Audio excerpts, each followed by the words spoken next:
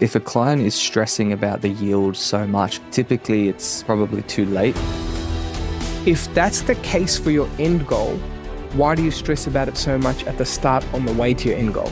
Cash is not king in this case. Cash flow ain't king in this case. We might as well end the episode now. I just realized People think about yields and they only think about that number and they go, wow, 0.5%, 1%, but they don't consider the cash flow side of things, which actually doesn't have a huge impact. Capital growth is king, like in property investing, especially in the early stages while you're trying to scale. People are talking about property and residential property as a means to retire. But welcome to another episode of the Property Nerds podcast. I'm joined by co-hosts Adrian Lee and Jack Foraker from 4Acre Financial. And today we're talking about a very, very important one, but it does feel like a bit of a back to basics, but it's not, because we're going to make the basics really unpack into this world of complexity. Because if you do that, you can understand exactly how far people are from the basics when it looks at this scenario today that we're going to cover off. And what it is rental yield impact on borrowing capacity. Nerd alert! Property Nerds, the home for data-driven property investors, where we uncover Australia's hot and cold markets, latest headlines and trends. Adrian, you hear it often. I want a higher yield because it's going to help me with cash flow, going to help me with borrowing capacity. Let's talk about this borrowing capacity on yield, and firstly, why you hear that often, and is it a good thing to target? Let's talk about it at a high level. What are your thoughts? Yeah. Look, I think when people think about, what you've said, hey, let's maximize rental yield so that we can get the max amount of cash flow, which will give us the max amount of income, increase borrowing capacity. It's a very logical flow of thinking. But then when you break it down, there's so many different trade-offs that, like you said, it's going from the basics to actually there's a lot of nuance between it. And, in theory, it makes sense because you get better cash flow, you have better income, borrowing capacity increases, but what are the trade-offs that you have to consider? And when you think about the trade-offs, it comes down to, how many markets actually have this yield? What are the opportunities that you're potentially missing out on if you are chasing this yield? Is it even worth it because you're extra, $20, $50 of rent and you taking an extra couple months of searching for the property? You might have lost the 10, 20, 30,000 as well. That's massive, yeah. And that could have been the difference in your rent for the 30 years that you've owned it, right? So sometimes it makes sense when you say it and you think about it. Logically, it makes sense. Logically, it makes sense. Logic ain't always logic when you break it down. Yeah. And then there's all these nuances where you go, actually, maybe I should consider something with a little bit of a lower yield. Now, the one thing that, of course, we can break down is borrowing capacity. Everyone talks about borrowing capacity as that preservation thing that you need to preserve it as much as possible. Is that true, Jack? Do you need yield really to be this X factor for you to even just get decent borrowing capacity? Or So often what I see is if a client is stressing about the yield so much and they really need a high yield for a particular purchase for their borrowing capacity, typically it's probably too late for them because they should have addressed the borrowing power issues earlier in the piece.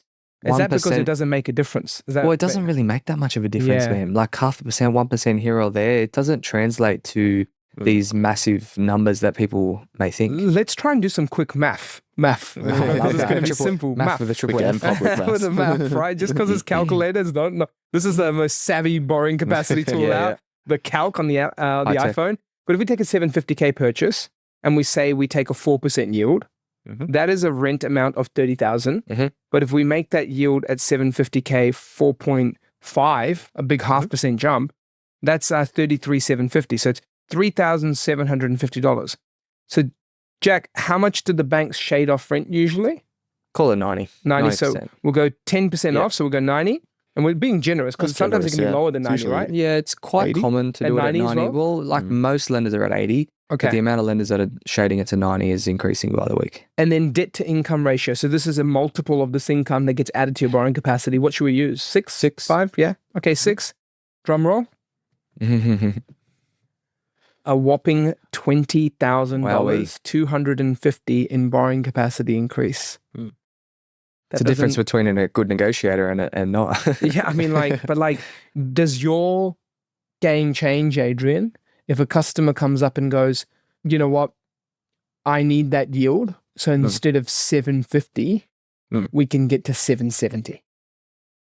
Not really. And I think that's where, a lot of people might think logical assumption is, hey, I've got $20,000 more, which is, don't get me wrong, it's a decent amount that you could increase in terms of purchase price. And maybe you increase, I don't know, properties coming along and there's that one that sits a little bit above that amount. Right. But if you've just excluded 5 or 10 different markets because of the yield versus that one property that you could have gotten. True, because this is the flip side. So we talked about borrowing capacity. As we can see, it's not a major impact by having a 0.5% higher yield. It was only, $20,000 more in borrowing cap. But the big thing is, if you have 4% yields here, like top of your head, you don't have to name the cities, but how many cities in our current buying markets that we're looking at suit a 4% yield at 750? I'd say quite a few, probably 10 or 10? so. Yeah. But then if you move that to 4.5 from that same Probably 750, cut it less than half, I reckon. so you lose 5 markets. Now, if a typical time frame, by the way, most Aussies are refreshing their pre-approval, a couple of times, 1 or 2 times, if they don't have professional support. Pre-approval refresh at 3 months becomes 6 months all of a sudden. If we're looking at 6 months as a normal way to do it, and then you go 2 to 4 months with a certain professional, and now all of a sudden with the 2 to 4 months with a professional, that number is about to be that 4 to 6 months simply because you went from 10 markets to 5. That's a game changer. It's 0.5% to feel good about 20K more borrowing, but then it actually cut half your cities because you weren't open to having 20K less borrowing. Or if we put borrowing aside, the actual rental income that was higher was $3,750. So you divide that by 52 is $72 a week. And it's income. Income is taxed.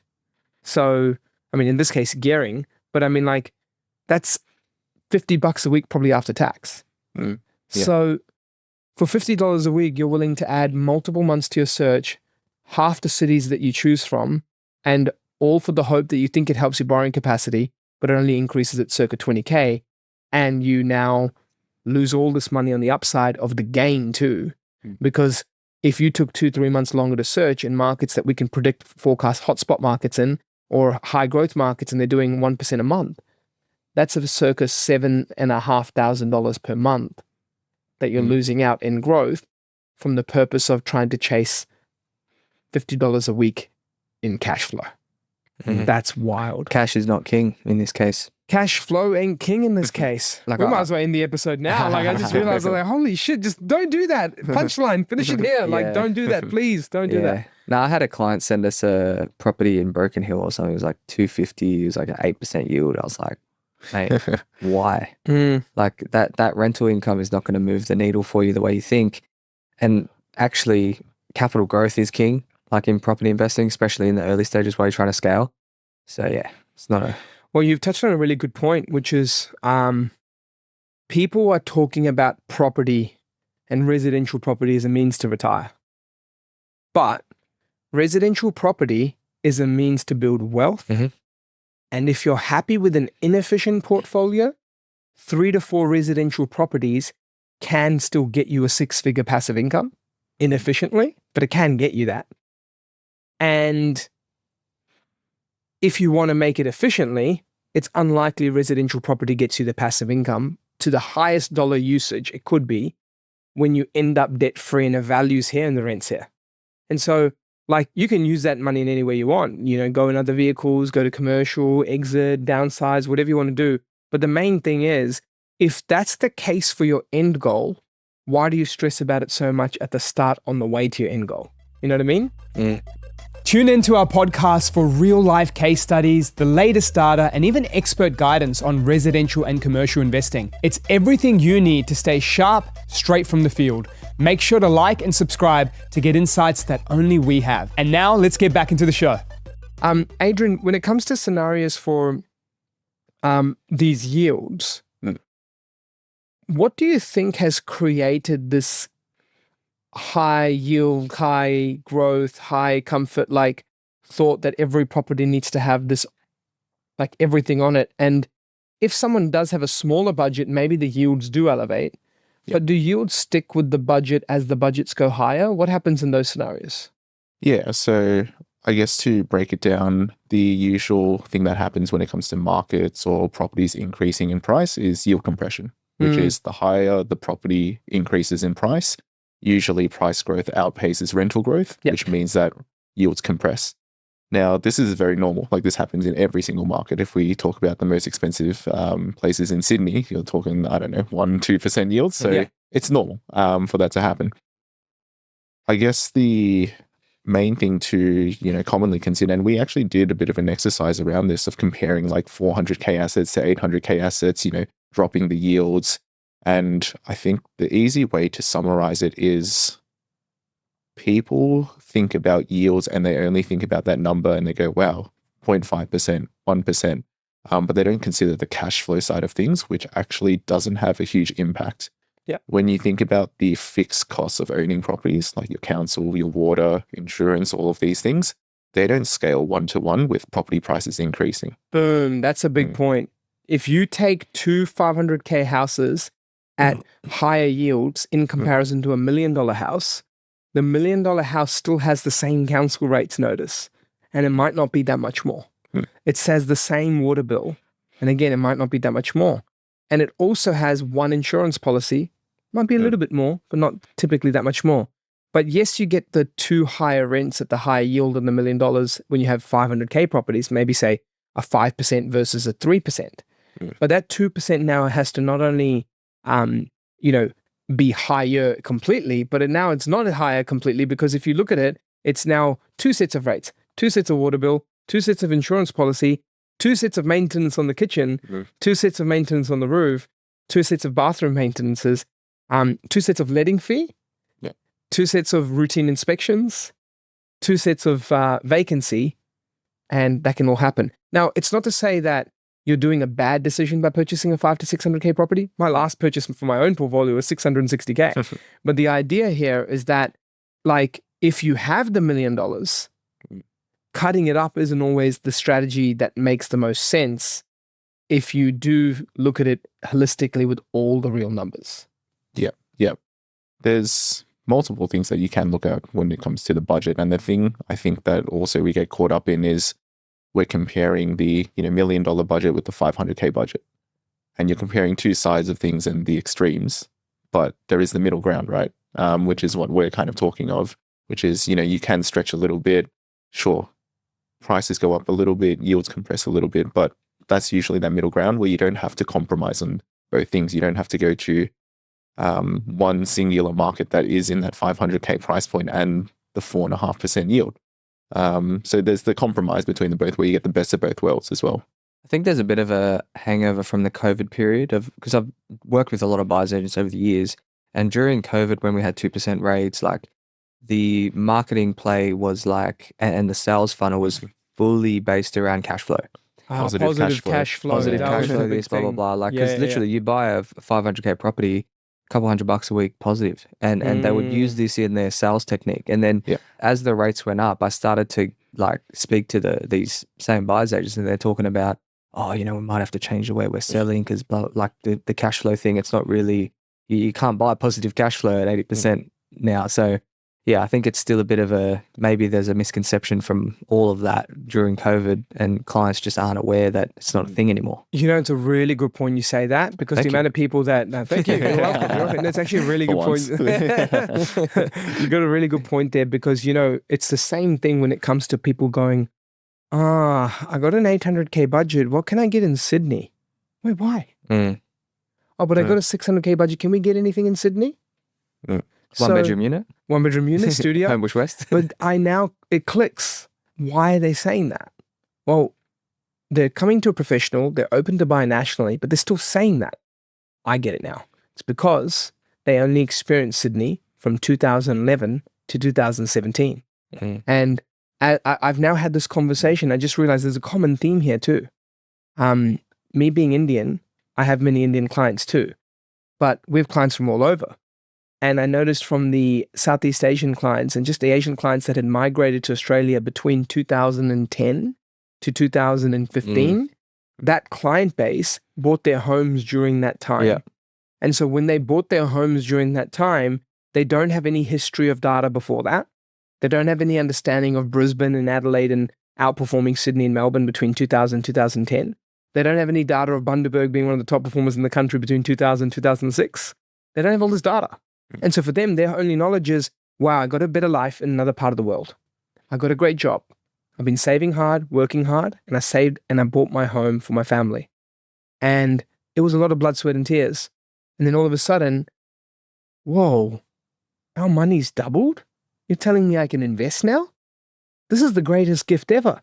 New country, great life, new jobs, safety, weather, health, and then you've doubled your money too. Like this is, and imagine them spreading that out to like everyone. Sydney's the best, Sydney's the best. And then all of a sudden, everything is about how do I get another Sydney place, another investment in Sydney. And it just doesn't, there's no data. And I spoke to them about that. And I'm like, they're like, you know what? That's all we know. Yeah. Sydney's the best in our eyes because of that. And so it's so true because that whole, if that was the moment, it carries on. It's like a lag effect in the mind. It's just sitting there. It's like positive cash flow. Well, look, who knows? Maybe we do return to positive cash flow again with the way rates have come down. It could, but for now, we've got to assume it's not. And what you are today is what you are today.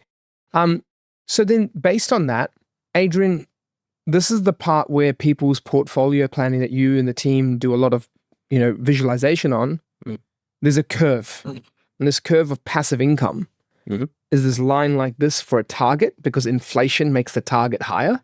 Yeah. And so today's 100K in about 15 years might be, today's 125K in about 15 years might be a 195K target that you got to aim for. And so that's inflation doing its dirty deed, right? But then the cash flow, we have a line called zero and the cash flow is a blue color and the cash flow starts negative, but then the curve catches up and it goes beyond zero and goes to positive and eventually catches your target. Yeah. How has that conversation shifted and how do people look at that? And what are some of the impacts you notice that has on a property buyer and investor's mind when they see that negative to begin with to even get going later on? I think previously a lot of people weren't as receptive to it because we were so used to that environment. Low rates, yields were stronger, everything's starting off with positive cash flow, whereas now we are in this environment where everything is going to be negative. Even if you have a 20% deposit and things like that, we're going to start off negative. But I think a lot of investors have understood that that's the environment we're in right now. Yeah. And I think it's a good point that you brought up because it's shifting with the times. Previously, and as we kind of know, growth and cash flow aren't correlated. Yeah. You can find places that, at least back then, high growth, high cash flow. But if we're thinking about the reality or the environment right now, it's probably arguable that some of the best places do have slightly lower yields or not the best yields, which is why we're making that argument of, hey, you're limiting your options in terms of markets if we are chasing this yield. And what that means is if we are looking for the best growth, because that's what we're doing, we're trying to build wealth, we're trying to build the portfolio size, we do have to have that little bit of sacrifice in terms of negative cash flow at the start.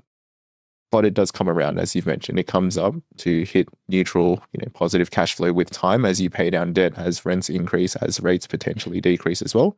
And then it gets you to that goal.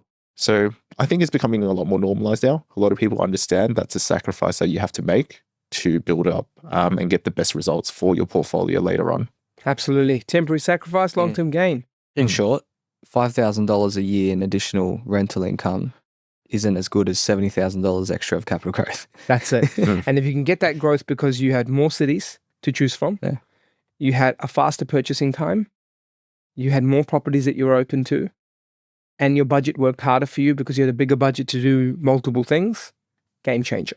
So that's the yield part and how it's not really a big impactor on scaling a portfolio as it once used to be when it comes to residential property and building wealth. The bigger drivers are actually going to be three things. Number one is your mindset around how long you're willing to hold on to negative gearing properties before that chart, like we said, turns from negative to positive. Because once you can see the other side, you can be like, that's my goal to freedom. Number two is how much actually you are in terms of how good you are as a saver. Like that's the thing, right? We know that today's market requires 1 to 2K negative cash flow per month, depending on which property, but most are sitting around there and some higher, some lower, depending on your budget. But if you're at 1 to 2K, if you're saving 3 to 5K, mentally that doesn't hurt you. But if you're saving 2K a month and you go, I want to get into property investing, and that takes all of it, and you're going to be deflated because one property took all of it in this time, you might not build a portfolio. So how you are as a saver also helps. And then the third part, hardest one to move, but it's a key one to think, is property is more on your strategy, your team around you, and your income. So it's not going to be the yield. Your household income having a $20,000 bonus at 6 times debt to income ratio is 180K. That bonus that you worked hard for, that business that you scaled, that promotion that you got, the job that you changed, the pay rise that you did, like these things make a bigger impact than 4 to 5% yield or 4 to 4.5% yield. That's the game changer. And so that's the key part here. And like when you're building out your portfolio, you don't want to be so stuck on yield. And that's the key for today. Now, Jack, I want to shift to another topic though, because yield is one thing, but when it comes to scaling a portfolio, we've noticed other entities too. And with yield, we've noticed that it's not as obviously big of a scaling part to the journey, but other entities we've seen popping up all the time, especially in recent times, has been SMSF. Now, I know we can go to a whole other topic on this, and we will in future episodes, but there's something in particular that's come out now more from a timeliness matter that we're like, oh, this is very interesting. Now, before we jump into it, we need to get your advice when it comes to setting up an SMSF, see if it's the right one for you, speak to a qualified and licensed professional. But if you have gone on that journey and you have set it up and now you're looking at your lending options, what's come up of late that's a bit of a game changer? Yeah, so as more and more time goes on, more lenders are coming into that market. They want a piece of the pie because it is becoming really popular, especially when rates went up. People were trying to find other ways to borrow and they realized they had a separate borrowing within an SMSF. So yeah, as more lenders come into that, there's more competition, more, promotions and policy niches. So we could always go up to 90% LVR in SMSF and 85% in SMSF, but we're talking 3% of the purchase price is risk fees, right? So if you're buying a 600K property, 18K risk fee, bang. That's massive. Right? So would turn a lot of clients off and there was a lot of restrictions, but recently the lenders came in and they're offering 90%, no risk fee. No risk fee. No So that's LMI, no risk fee, circa just straight up. $20,000 saving right there. Yeah. And it's not a lot of restrictions. And are the Pretty good. rates wildly more? Not crazy, man. Like it's like any LMI waiver. If you look at the difference that you pay in rate versus what you would pay in LMI, it's actually a no-brainer. And the fact that you can refinance it at a lower rate within 18 months if on a good purchase, it is actually a no-brainer. And who knows, your financial planner might actually be happier. And what I mean by that is that if you're a high income earner or an earner as a couple and your contribution is there covering that high leverage, in their opinion, they're like, oh, cool. So you got your property taste in this fund. You've got greater leverage. There's more money left over in your fund due to the higher loan to value ratio and no risk fee. Now we can diversify your fund in more ways because you've got more cash left over. Yeah. Right? Now, obviously, your financial planner will let you know of that if that makes sense for you or not from an advice perspective. But that's a game changer when it comes to borrowing because now you're not all property. Like you have money in property, but you also have money left over you can consider for other things a little bit more than you normally would with SMSF. So, Jack, when it comes to people with SMSFs, either just setting it up or looking into it, how can they get in touch with you and the team? fouracrefinancial.com.au or Mortgage Freeman on Instagram. There you go, Mortgage Freeman. But overall, we mentioned today's topic on yield. It's a really important one to mention. It's because we see it so often, and that's why these topics come to light. And so more important than the yield, reach out to the team at 4Acre Financial because 4Acre Financial's team, when it comes to solving lending scaling, is actually solving it in the way that it should be, which is strategy, banking options, income, right? And if you look at that, the income part is the part you can control, but at least you can reverse engineer what you need. A target and a goal starts with like reverse engineering. And then when it comes to strategy and bank options, that's the dial movers, not the 5 yield from a 4.5, the 4 to a 4.5 and more. And from that perspective, thank you so much for tuning in to another episode of the Property Nerds podcast, talking rental yields, talking cash flow, the impact, how it's not as much as we think, but also for today's episode, that new learning on the SMSF side is a big game changer. So if you want to reach out to a team and we can actually help you scale a portfolio in that way with staying up to date with policies, don't forget to reach out to fouracrefinancial.com.au. And if you're looking to grow your portfolio, our team at investorkit.com.au can help you take it to new heights. Thank you so much for tuning into this podcast. To hear more like this and to help us spread the word, don't forget to leave us a rating and follow along for our next episode. The information featured in this podcast is general in nature and does not take into consideration your financial situation or individual needs and should not be relied upon.